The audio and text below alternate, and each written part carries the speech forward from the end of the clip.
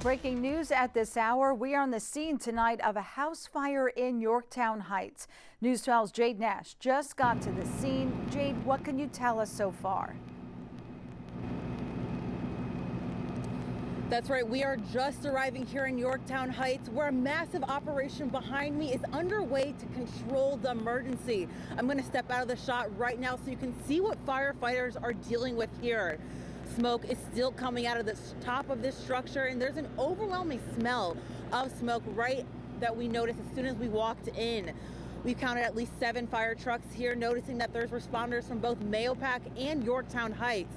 2 of the trucks have their ladders extended, and moments ago we saw 2 firemen walking on the ladders to get closer to the source of the smoke. And while all of this is going on, we also noticed that an electrical crew is here seemingly fixing some type of a wire or line that is near this structure or home. We're working to find out more about what may have caused all of this and to see if there were any injuries. Right now, we're looking at a very large scene of firefighters and spectators, so we are working our hardest to bring you the latest. For now, I'm going to send it back to the studio. All right, Jade, thank you for that update. Well, turning now to power and politics, Democrat Congressman Jamal Bowman kicked off his re-election campaign for a 3rd term in Yonkers tonight. And News 12's Jonathan Gordon has more from the event at Off the Hook of Yonkers. Jonathan. The congressman spoke to a fairly packed crowd tonight here in the district, and he asked for their support and said, if you send me back to Washington, I will continue to fight for things like equality, humanity, and justice. And the congressman also touted not only some of his legislative success, including his support of the CHIPS Act, but also some of the money that he's brought into the district.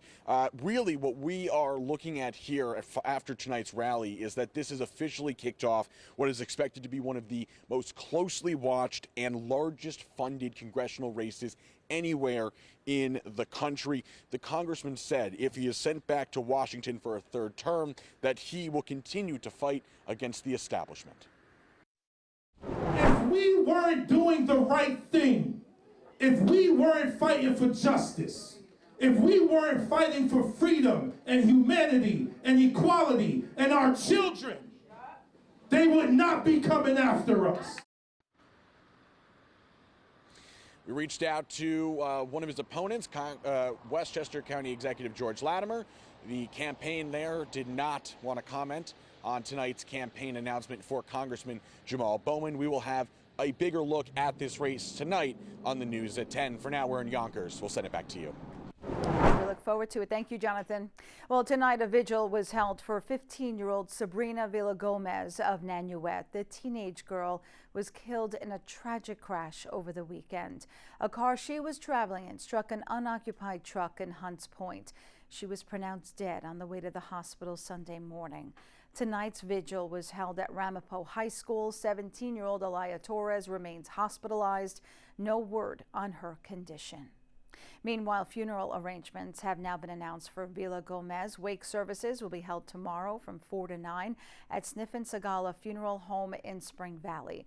A funeral for her is set for Friday at 10 a.m. at St. Joseph's Church. Well, tonight the SPCA of Westchester has 2 new pups saved from a South Korean meat farm. Pablo and Parker arrived this morning in Briarcliff Manor after being rescued by the Humane Society International. Pablo and Parker were found with dozens of dogs in feces-covered cages at the now closed meat farm. They had to undergo rigorous medical screenings and pass legal hurdles to make it to America. These are companion animals that want to be in a home. Hopefully, eventually, this will be completely outlawed internationally. We hope so, too. This comes on the heels of the South Korean government's passage of a bill earlier this month to ban the breeding and slaughter of dogs for food. Well, the Westchester County Corrections Officer and a second man face federal charges stemming from a robbery in Orange County. It's just one of your hyperlocal headlines that we're tracking. Now, 2 Mount Vernon men have been arrested. Authorities that say that Ricaldo Frey and Kahim Palmer forced their way into a Newburgh home and restrained the 2 victims inside at gunpoint. The pair is also accused of stealing a large amount of marijuana and $4,500 in cash. 2 weeks later, Frey allegedly returned to the same home and tried to threaten and intimidate a victim. Both faced robbery charges. Frey was fired from his job as a corrections officer. Well, New Rochelle police arrested a 21-year-old man for menacing with a handgun. Police responded to Broccoli Smoke Shop on North Avenue just before 6 p.m. yesterday. When they arrived, the suspect had already left the scene. Well, a little over an hour later, police received a call that the suspect returned. Police arrested Isaiah Sutton without incident. He faces menacing and criminal possession of a weapons charge. Well, Ramapo police say they've made an arrest in connection to multiple synagogue burglaries in the Muncie area. Investigators say the incidents happened on January 6th and January 20th. Now, both times the suspect illegally entered 2 or more synagogues and removed property. 42-year-old Joel Jungries was taken into custody by police on Tuesday. He faces multiple charges, including 2 felonies for burglary and grand larceny. Well, a longtime assistant to the Orange County executive has filed a federal discrimination lawsuit against one of his former bosses.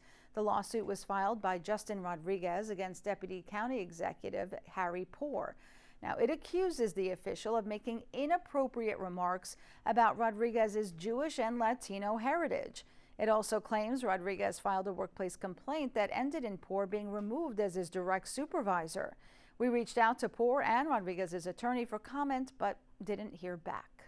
Well, to some new information tonight, the Rockland County Sheriff's Office is recognizing Rockland Police Chief Dennis Salemo.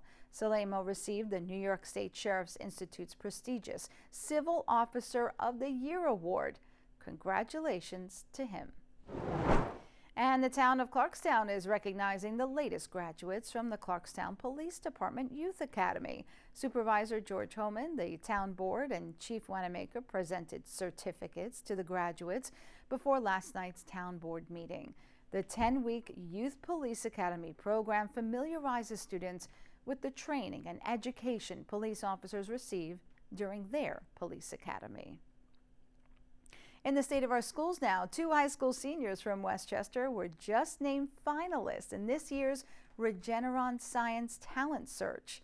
Thomas Kong of Ossining High School and Christopher Zorn of Irvington High School are the finalists from Westchester. The students both submitted projects relating to cancer research. In March, the 2 will head to Washington, D.C., where they will participate in a week-long competition undergoing a rigorous judging process of their research and getting a chance to network with top scientists. Earlier, we caught up with the 2 finalists from Westchester to learn what the honor means to them.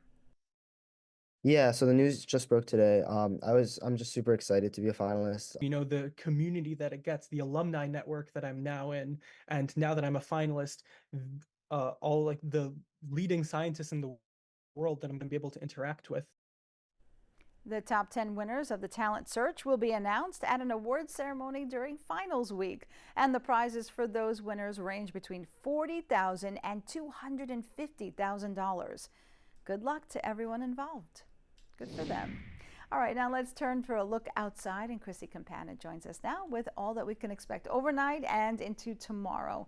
I guess lots of rain is on the way. Lots of rain, and our main concern right now is a dense fog advisory. So that has been put in place for the entire Hudson Valley, and that's because all of this snow that's on the ground now, it's being rained on top of. The surface is really cold, and we've got warm air overhead, so it evaporates and causes this fog. You can see out here in Tarrytown, you can't even see the bridge out there. So just be cautious driving tonight. Temperatures right now 40 degrees, so a lot warmer than the lows we've seen over the past week, and in the upper 30s all across the Hudson Valley.